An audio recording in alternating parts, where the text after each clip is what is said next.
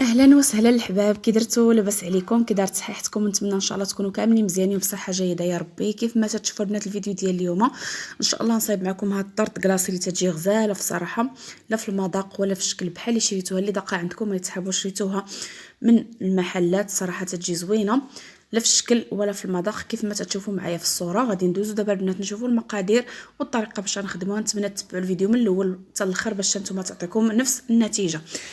بسم الله البنات على بركه الله. بالنسبه للمقادير عندي هنا 3 ديال الحبات ديال البيض يكونوا بحراره المطبخ، عندي نص كاس ديال الماء اللي يكون سخون، عندي كاس ديال الدقيق ونص كاس ديال الكاكاو. انا عندي داك الكاس يهز كاس ونص، داكشي باش جمعتهم تما. ونحتاج خماره حمراء وكاس ونص ديال السكر سنيده. غادي نحتاج البنات قبيصه الملحه ومعلقه ديال قهوه سريعه الذوب ولا معلقه صغيره. غناخد البنات واحد الاناء هنايا غادي ندير فيه دوك 3 ديال الحبات ديال البيض. بالنسبه للبنات هاد الطبقه ديال البسكويت تجي زوينه في هاد الطورطه هذه ديالنا اللي غادي نخدمو. نتمنى انكم تجربوها واقتصاديه. ونوضع البنات القبيصه ديال الملحه وغادي نوضع القهوه سريعه الذوبان ونحط السكر حدايا. غنبدا نطرب البنات البيض ديالي، نشوفوا شويه بدا يتغير. غادي نبقى نضيف البنات كيف ما غتشوفوا معايا السكر بالتدريج شويه بشويه. هانتوما البنات كيف ما شفتوا تنخلط وفي نفس الوقت تنضيف السكر. ما ديروش دفعه وحده البنات، حاولوا تفرقوا بحال الشكل تديروا معلقه بمعلقه. كيف ما تشوفوا انا راهي تنسرع الفيديو راه ما ناخذ الوقت ديالو بشويه بشويه. كيف ما تشوفوا الخليط ديالي البنات كيف تيولي بحال هكا كريمي ومخلط مزيان. بعد غادي نجيب داك الكاس ديال الماء اللي سخون وحتى هو بنفس الطريقه باش خويت السكر سنيده، حتى هو غادي نخويه دفعات شويه بشويه، ما نكبوش كاملين باش ما يهبطلناش داك البيض ديالنا. كيف ما تشوفوا تنخوي بشويه بشويه، لانني انا البنات راني مسرعه الفيديو باش ما يجيكمش الفيديو طويل. كيف ما تشوفوا ومن بعد واخا تنخوي الماء سخون كيف ما شفتوا البيض باقي محافظ لي على القوام ديالو. كيف ما تشوفوا نتمنى يكون الشرح واضح. صافي حتى نكمل الكميه ديال الماء كامله اللي عندي. هانتوما البنات هذا هو القوام ديال البيض كيف تيكون. غادي ناخذ البنات النواشف، تما عندي الدقيق والخميره والكاكاو. كيف ما قلت لكم كاس ديال الدقيق، نص كاس ديال الكاكاو، وخماره من فئه 8 غرام. غنغربلهم ضروري البنات من هذه المرحله تغربلوهم. صافي البنات وغنحاول نخلطها كامل تحت الفوق باش ما يهبطليش الخليط ديالي. وغادي نجيب واحد الصفيحه اللي غادي تكون ملبسه بورق ديال الفرن كيف ما غادي تشوفوا معايا، ونفرغ فيها هذا الخليط لانني بغيت هذا الخليط يجيني واحد الطبقه اللي تكون رقيقه البنات. هانتوما غتشوفوا معايا كلشي في الفيديو. صافي البنات ما خلطتهاش بزاف. صافي البنات هنا خديت الصفيحه ديال الفرن اللي عندي مفرشه بورق ديال الفرن كيف ما تشوفوا. صافي البنات وغادي نحاول نوزع داك الخليط عندي تجيني واحد الطبقه رقيقه، لانني غنبغي منه 3 ديال الطبقات. هاد البسكويه نقسمو على 3 كيف ما غادي تشوفوا معايا. داكشي باش بغيتو يجيني رقيق، ما بغيتش الطبقه تجيني غليظه نتاع هاد البسكوي هذا. وغادي ندخلو الفران يطيب وندوزو دابا ان شاء الله نحضروا الكريمه نتاعنا. كيف ما تشوفوا البنات عندي هنايا 500 غرام ديال الكريمه السائله، نصف لتر. غادي نحاول نطربو، ما غاديش نطلعو مزيان البنات، غادي ندير له غير نص ديال التطليعه. هانتوما كيف ما غادي تشوفوا ما غاديش نطلعوه حتى يعقد، غادي نطلعوه غير نص وغادي تشوفوا معايا وان شاء الله المراحل كامله. هانتوما البنات كيف ما شفتوا مازال ما طالعش، مازال ما عاقدش. غادي نهز منه واحد الكميه كيف ما غتشوفوا، واحد الكميه قليله باش غندير واحد الطبقه بالكاكاو. وغادي نكمل له الخفق كيف ما غادي تشوفوا. غادي ندير فيها معلقه ديال الكاكاو، معلقه كبيره ديال الكاكاو، وغادي نغرب لها كيف ما تشوفوا. وغادي ندير معاها البنات معلقه ديال نستلي كراميل. بالنسبه للبنات انا نستلي هذا باش خدمت راهي نستلي اللي خدمت معكم في القناه، نستلي اقتصادي. انتم كيف ما تشوفوا فاش تنبغي هكا كراميل تنخليه تيطبخ مزيان حتى تيولي تيشد ليا اللون ديال الكراميل. انتم البنات كيف ما تشوفوا صافي غادي نخلط الكريمه ديالي حتى تعقد. كيف ما قلت لكم هاد الطارطه هذه اقتصاديه، راه خدمتها بداكشي اللي عندي في الدار. انتم البنات كيف ما تشوفوا ملي تتعقد لي هكا الكريمه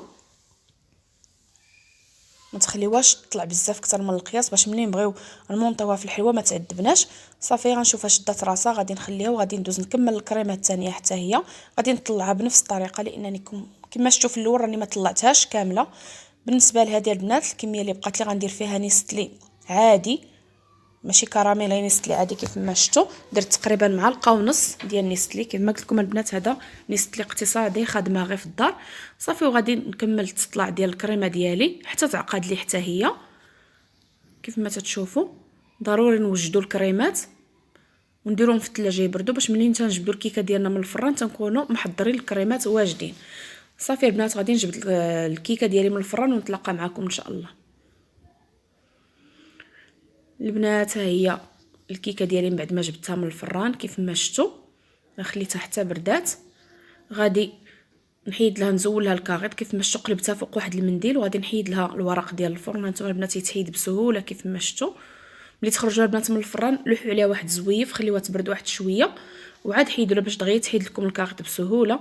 صافي غادي نقلبها كيف ما غادي تشوفوا معايا، ونجيبها البنات السيركل باش غادي نمونطي اللي غنمونطي فيه. انا خديت هذا الاطار هذا مربع ونحاول نقطع كيف ما شفتوا. داكشي باش درتها رقيقه البنات. غادي نقطع المربع الاول والمربع الثاني، وهذوك الجناب البنات اللي بقاو لي حتى هما غادي ندير بهم طبقه. خديت هنا السيركل ديالي درت تما الكرتونه البنات اللي تنديرهم تحت من الحلوه، وحطيت السيركل ديالي ودرت طبقه من البسكوي وتنسقيها بالقهوه البنات، القهوه عاديه اللي تنشربوا. درت فيها معلقه ديال السكر سنيده لان عندنا البسكوي راه حلو كيف ما شفتوا. راني درت فيه كاسونس ديال السكر سنيده، والكريمه راني طلعتها بلا سكر. راه تجي البنات هي هذيك في الحلاوه، ما تجيش حلوه، تجي هي هذيك كيف ما شفتوا. الكريمه الحلاوه ديالها معتدله ما حلواش بزاف. انا خدات البنات طبقه من الكريمه تكون لا باس بها، من ديك الكريمه العاديه اللي فيها غير نستلي، ماشي نستلي كراميل، نستلي العادي. من بعد ما دهنت البسكوي ديالي بالقهوه وندير فوق منه الكريمه، وندير طبقه ثانيه من البسكوي وغادي نسقيها بالقهوه بنفس الطريقه كيف ما شفتوا. وغادي نديرها البنات في الوسط الكريمه ديال الكاكاو. هانتوما البنات غادي نديرها كامله تجي واحد الطبقه لا باس بها ديال الكريمه البنات في هذا البسكوي هذا، لان البسكوي رقيق تجي غزاله البنات. نتمنى انكم تجربوها. هانتوما البنات خدمت بداكشي اللي عندي في الدار غير بالمعلقه، ما تحتاجوا لا ماتيريال لا حتى شي حاجه. صافي البنات غنبقى بحال هكا. وبالنسبه للبنات اللي ما عندوش هذا الاطار هذا راه يخدمها ياخذ اللي عنده شي مول مربع. هانتوما البنات بالنسبه لدوك الطراف اللي بقاو ليا غادي نديرهم هكا حتى هما غادي نقادهم. صافي هاد الطرف الاول وغندير الطرف الثاني حتى هو اللي بقى ليا كيف ما شفتوا. ولا بقاو لي شي جنيبات راه غادي نكملهم بدوك الجناب اللي بقاو لي غادي نقادها وصافي. المهم نتوما كيف ما تشوفوا الطريقه راها واضحه. كيف ما يمكن لكم ديروا هادو اللي مقطعين ديروهم في الوسط. بالنسبه اللي ما يعرفش انا ماشي مشكل، انا قديتهم لانني غندير واحد الطبقه ديال الكريمه اللي عاليه من الفوق، ما غاديش يبانوا كاع الفرق واش مقطعه ولا ما مقطعاش. تتغطى حتى هي سقيتها بنفس الطريقه بالقهوه. وغادي نوزع الكريمه اللي بقات ليا كامله على الوجه، لانني ما غاديش نحتاج نزوق هاد الطورطه هذه بالكريمه، ما غاديش نحتاج البوش. غادي نوزع هاد الكريمه كامله اللي بقات، نحاول ندير جنيبات كيف ما تتشوفوا. غنبقى معاها مستمره حتى نوزع ديك الكريمه ونسطح لها الوجه ديالها بالظهر ديال المعلقه، ونعاود نتلاقى معكم. هانتوما الصوره واضحه ونتمنى نكون وصلت لكم المعلومه البنات. صافي البنات هنا من بعد ما وزعت ديك الكريمه تنخبطها واحد شويه باش الا كان شي فراغات ولا شي حاجه. صافي وغادي نغطي لها الوجه ديالها بالسلوفان وندخلها البنات على الاقل 4 سوايع، هي القليله على الاقل 4 سوايع في المجمده البنات. وغادي ندوزو دابا ان شاء الله نحضروا الكاناش. ضروري البنات من هذه المرحله ديال المجمد. بالنسبه لبنات الكاناش اقتصادي عندي هنايا 300 غرام ديال الشكلاط العادي وكاس ديال الحليب كيف ما تتشوفوا. غادي ندير البنات الحليب يسخن مزيان ونخوي على داك الشكلاط ديالي ونخليه شويه يذوب. وغادي نحركو. غادي نحتاج البنات واحد دانيت ديال 2 دراهم، دانيت ديال الشكلاط.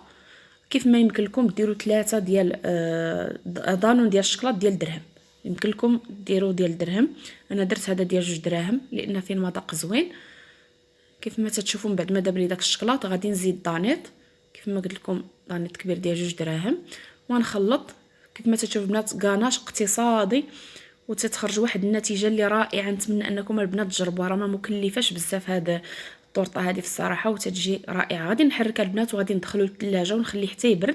وغادي تبرد لي الكيكه ديالي ونعاود نتلاقى معكم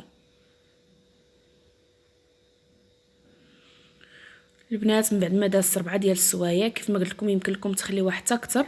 غادي نحاول ندوز هكا بالسكين على الجناب لانني انا ملبسه داك الاطار ديالي ملبسه بالبلاستيك سلوفان لان تيتزاد وتيكبر بحال اللي حبستو بداك السلوفان. غنحاول هي بشويه باش ما تلصقليش ميكا في الحلوه ديالي. كيف ما تتشوفوا راه يبان لكم الاطار ملبساه بالبلاستيك. صافي البنات نحاول نقاد هاد الجناب هادو ديال الطورطه ديالي. بالنسبه لي مكانش غيزين لها الجناب ديالها كيف ما غندير انا. يمكن لي يقطع داك الفائض يحيدو بالموس، انا غادي نزينها ما حيدت منها حتى شي حاجه. خديت هنا واحد الزلافه ودرت واحد اللاطه ودرت فوق منها الورق ديال الفرن وحطيت فوق منها زلافه وداك الطبسير كيف ما شفتوا. وغادي نحط الحلوه ديالي باش ملي نبغي نخوي فوق منها الكاناج داكشي اللي غيهبط ليا ما يضيعش، غيبقى لي فوق داك الورق نعاود نستغلو في حاجه اخرى. صافي البنات هنا الكاناش من بعد ما تيبرد في حاله ما الا درتوه شتو عقد لكم وقصاح مزيان ديروه في باماغي وتيتطلق، راه عادي البنات ما تخافوش منه. ونفرغوا على الوجه ديالها كامل ونحاول نقص الجناب لانني غنلبسهم بالكونكاسي حتى هما. غادي نهز من داك الكاناش اللي تيطيح ليا وغادي نلبس دوك الجناب شحال ما قديت هانتوما كيف ما تتشوفوا الطريقه واضحه. نتمنى البنات نكون شرحت لكم مزيان وسمحوا لي الا هضرت بزاف، ولكن ضروري خصني نقول لكم هاد المراحل باش بلا ما يجيوني الاسئله في التعاليق. صافي البنات كيف ما شفتوا ونحاول غادي نقي دوك الجناب ديال الاطار ديالي ديال ديك الكرتونه اللي دايره، وغادي ناخذ الكونكاسي وغادي تشوفوا معايا كلشي ان شاء الله. خديت هنا البنات الكونكاسي غير ديال كاوكاو لان قلت لكم هذه طورطه اقتصاديه، وغادي نحاول نلبسهم هكا الجناب مزيان. غندور عليها ندير واحد الطبقه اللي هي سميكه داكشي باش هبطت انا الكاناش على الجناب. بالنسبه لي ما بغاش يدير هاد الزين هذا يخلي الاطار ويخوي الكاناش والجناب يدير فيهم اللي بغا. صافي البنات غنبقى هكا مستمره كيف ما تتشوفوا غنلبس لها الجناب كاملين. نتمنى البنات تجربوها وتردوا عليا، واللي جربها يكتب لي في التعليق يقول لي كيف جاتو. صافي البنات ها هي من بعد ما زينتها بداك الكونكاسي غادي نحطها هنايا وغادي ندير لها واحد الزين بسيط بداك الشكلاط اللي كنت خدمت معاكم، الشكلاط الاقتصادي. شوفوا البنات الشكل ديالو بحال اللي شارينها من شي محل باهظه ديال الثمن. هاد الحلاوي هادو تيكونوا غاليين، هاد الطورطات كلاصي تيكونوا غاليين. حنا البنات صايبناها في الدار بمكونات الاقتصاديه وتفرحوا بها وليداتكم، ما تخليهمش يشوفوا الحاجه ويبقاو يتشهاوها. صايبوها لهم الا كانت حاجه بسيطه كيف ما تشوفوا المقادير راهم بساط. الشكلاط غير العادي البنات باش خدمنا راه ماشي شي نوعيه اللي غاليه. وشوفوا الشكل ديالها البنات، وشوفوا داك الكاناش كي تيجي لامع تيجي غزال واحد البريه فيه. وما نقولكمش البنات من بعد دابا هاد المرحله هذه البنات غادي تدخلوها للمجمد ديالكم، ما تغطيوهاش لان الا غطيتوها غيتخرمز لها الوجه ديالها. غتدخلوها للمجمد البنات على الاقل 3 سوايع او 4 ديال السوايع حتى تشد راسها مزيان، وتتقدموها لوليداتكم بالصحه والراحه لان دابا الكاناش باقي ما شدش راسو. وانا راه ما خليتهاش بزاف نبلوله في المجمد. اما الا كنتو خليتوها ليله كامله وخويتوها خويتو عليها الكاناش راه في ساعه المكانه ولا نص ساعه تتكون شاده راسها. البنات نتمنى ان الطورطه ديال اليوم تعجبكم، ولا عجبتكم ما تنسونيش من اللايكات والبارطاج وتهلاو لي في راسكم، والى فرصه مقبله ان شاء الله.